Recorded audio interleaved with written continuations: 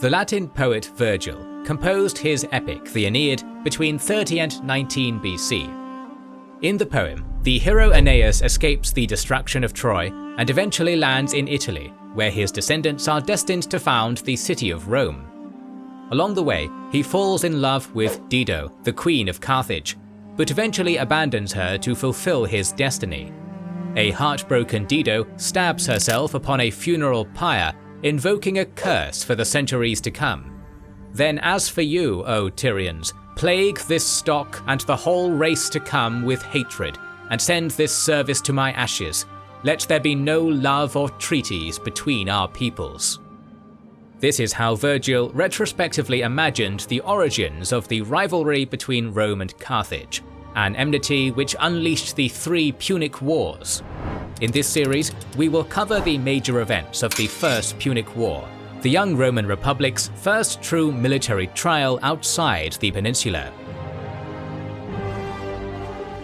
Between 280 and 275 BC, the Roman Republic fought a victorious war against Pyrrhus, king of Epirus, in a bid for supremacy over southern Italy and its Greek-founded cities. During that conflict, Rome had been allied with the Carthaginians, whom they referred to as Punici or Punics due to their Phoenician origins. Carthage had a strong presence in Sicily, a prized possession of their empire, including much of northern Africa, southern Spain, Corsica and Sardinia.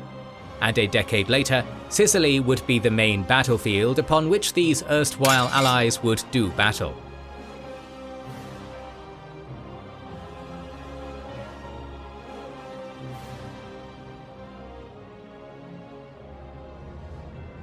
The first tiles of the vast mosaic of the First Punic War were laid back in 288 BC.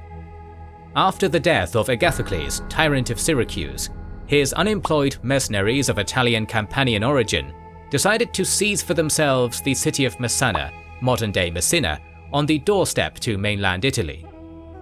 In their brutal occupation, they expelled or massacred all male inhabitants, divided amongst themselves the women and children as slaves, and branded themselves as Mamertines, the sons of Mars, the god of war. Their reign of terror dragged on until 264 BC, when the new ruler of Syracuse, King Hieron, armed and trained a citizens' militia and moved against them. Hieron clashed with the Mamertines at the Battle of the Longinus River, inflicting a heavy defeat upon them. The Mamertines retreated to Messana and were put under siege. Fearing destruction, the Mamertines realized they needed allies, but who? One party among them advocated for an alliance with the Carthaginians, whilst another faction preferred to involve Rome instead. Soon, a request for help from the Mamertines reached the Roman Senate. Part of the assembly favored the intervention. Helping the Mamertines would have prevented Carthage from occupying Messana, a position from which they could have threatened mainland Italy. The debate was inconclusive, but the popular vote tipped the balance in favor of the alliance. Following this, a 20,000-strong army under Consul Appius Claudius was dispatched to Sicily. The main expedition was preceded by an army legate, also called Claudius, who was shocked to discover that Messana was teeming with Carthaginian troops and ships. Indeed, the Mamertines had eventually dispatched requests for help to both Rome and Carthage, and the Punics had got there first. Claudius, the legate, resolved the situation by speaking to the Carthaginian admiral Hanno, inviting him to a conference. But it was a trap. Claudius took Hanno prisoner and offered to free him only if the admiral ceded control of Messana's fortified citadel. The Mamertines immediately switched allegiances, electing the Romans as their new saviors. This did not go down well with the Carthaginians. A second force, led by a general also called Hanno, promptly switched sides as well and forged an alliance with King Hieron of Syracuse. To recap, Legate Claudius held Admiral Hanno hostage in the citadel, while the Mamertines in Messana now braced themselves for a double-pronged attack, with General Hanno laying siege from the north and Hieron from the south. Armies of that age sure knew how to pull off a Mexican standoff, or whatever this mess of a siege was. The situation was saved by the arrival of Consul Claudius with the bulk of the Roman army. What they lacked in fantasy when picking names, the Romans more than compensated for in heavy infantry tactics. After a failed mediation attempt, the Romans quickly defeated the Syracusans, then turned north to face Hanno.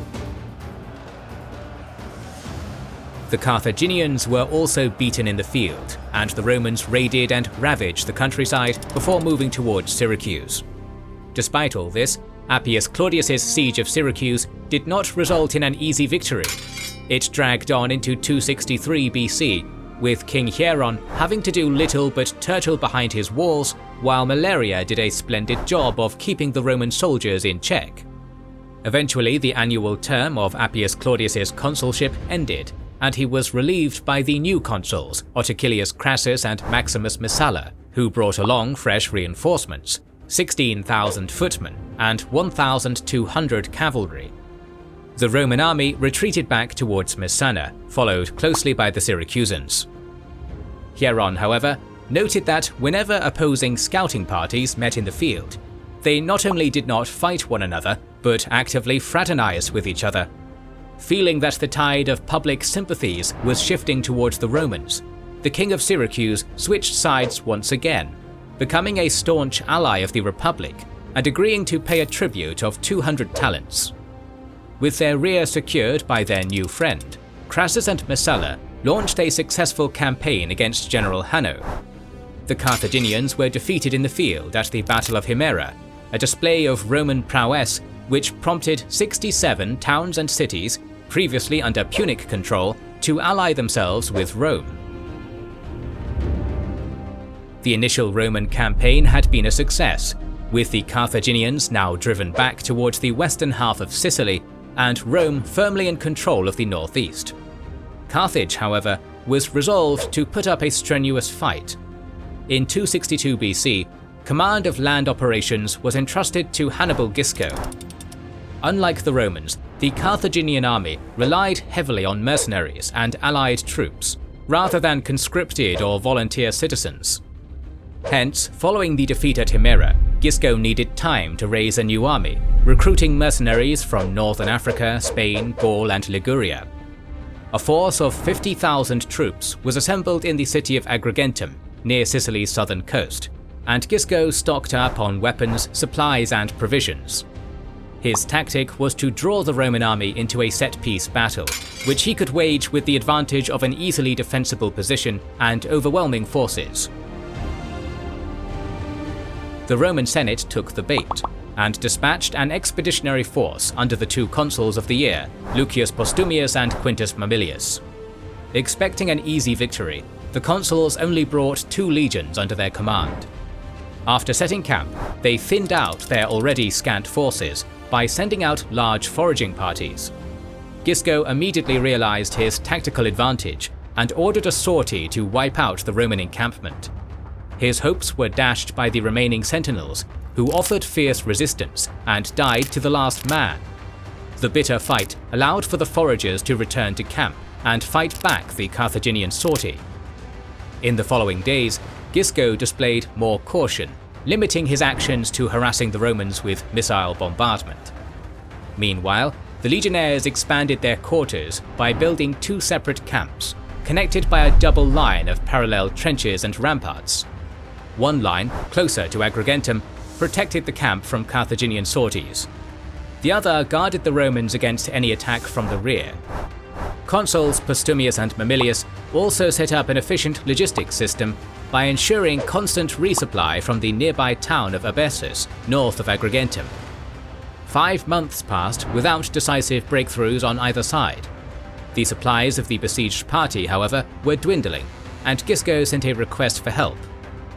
The Carthaginian Senate dispatched General Hanno with a new army, which included 6,000 Numidian cavalrymen and 50 elephants.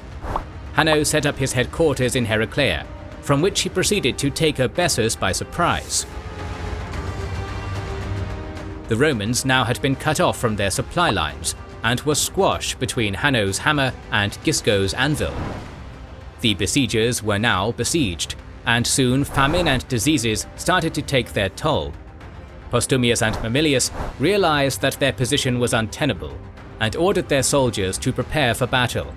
they would attempt a breakthrough against Hanno's forces. General Hanno laid out his soldiers over two lines, the heavy infantry at the front and the reserves and elephants in the second line. The formidable Numidian cavalry guarded the wings. Contemporary sources do not provide details on the Roman order of battle, but presumably the consuls in charge adopted the three-line formation typical of the Manipular legions. Also, the cavalry protected the Roman flanks, which were the first units to engage the enemy.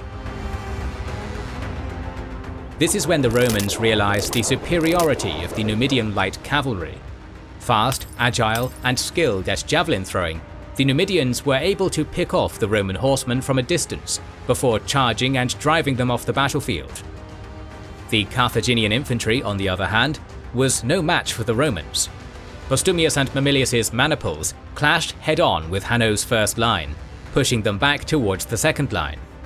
At this point, a second, smaller Roman force managed to surprise the Punic formation from the rear, sowing panic amongst the elephants, who trampled Hanno's own troops. 30 pachyderms died in the carnage, but the Romans managed to capture 11 of them. As per Hanno, he was forced to order a hasty retreat back to Heraclea to save what remained of his army. The consuls now turned to face the second Carthaginian force, Gisco's garrison within Agrigentum. But the crafty commander was a skilled escape artist, it seems. Taking advantage of a dark and cold winter night, he had his soldiers file in silence out of Agrigentum. Carrying bags stuffed with straw, the Carthaginians filled the deep trenches of the Roman siege works, scaled the ramparts, and eventually passed through the sentries unobserved. In the early hours of the morning, the Romans discovered they had been tricked and quite possibly bamboozled. Some units of legionnaires gave chase, but they were soon recalled for a more pressing matter at hand, the storming of Agrigentum. The city was effectively defenseless, and the inhabitants surrendered immediately, but they had to withstand the horrific treatment reserved to places taken by storm. The Roman soldiers plundered the riches of Agrigentum and seized 25,000 prisoners to be sold into slavery. The Battle of Agrigentum was the first major engagement of the first phase of the First Punic War, fought entirely on land. Its consequences were momentous. As both Hanno's and Gisco's armies retreated to the western end of Sicily, more and more towns and cities on the island pledged allegiance to Rome. The Carthaginian fleet remained active around the island, from its bases of operations on the west coast. The threat of incursions from Carthage's navy thus prompted several coastal cities to defect back to the Carthaginians. Still, theoretically, the war aims of the Roman Republic had been achieved. They had saved the Mamertines from destruction, had secured a new powerful ally in Syracuse, and had driven the Carthaginians away from Messana, and therefore mainland Italy. But it was at this stage that the Roman Senate understood the occasion they had chanced upon, the opportunity to evict Carthage from the central Mediterranean for good, and to maintain lasting control of the rich and fertile island of Sicily.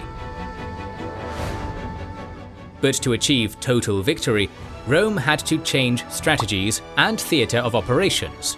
Carthage had been defeated on land, but it still ruled the seas. For the first time in their history, the Romans had to build a fleet and brave the waves to challenge the premier naval power of the age. In our next episode of this series on the First Punic War, we will feature the conflict's first epic clashes at sea, including the Battle of Cape Economus, the largest naval battle in antiquity. This is episode 1 of our member and Patreon exclusive series on the First Punic War.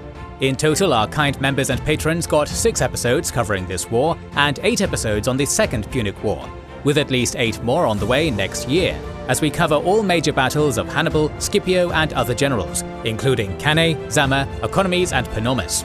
Their support allows us to continue creating videos and paying living wages to our team in a YouTube space where ad revenue is extremely volatile. If you want to see the rest of the series on the Punic Wars, as well as more than 180 other exclusive videos, including ones on the North African campaign of World War II, Spanish War of Succession, Life of Sulla, Pacific War and more, as well as get access to our exclusive Discord, see our schedule, and get early access to all videos, join the ranks of our patrons and YouTube members via the links in the description and pinned comment. Thanks to our supporters for allowing us to continue doing our dream job. Make sure you are subscribed and have pressed the bell button. Please consider liking, subscribing, commenting and sharing. It helps immensely.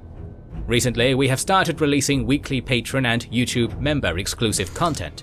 Consider joining their ranks via the link in the description or button under the video to watch these weekly videos, learn about our schedule, get early access to our videos, access our private Discord, and much more. This is the Kings and Generals channel, and we will catch you on the next one.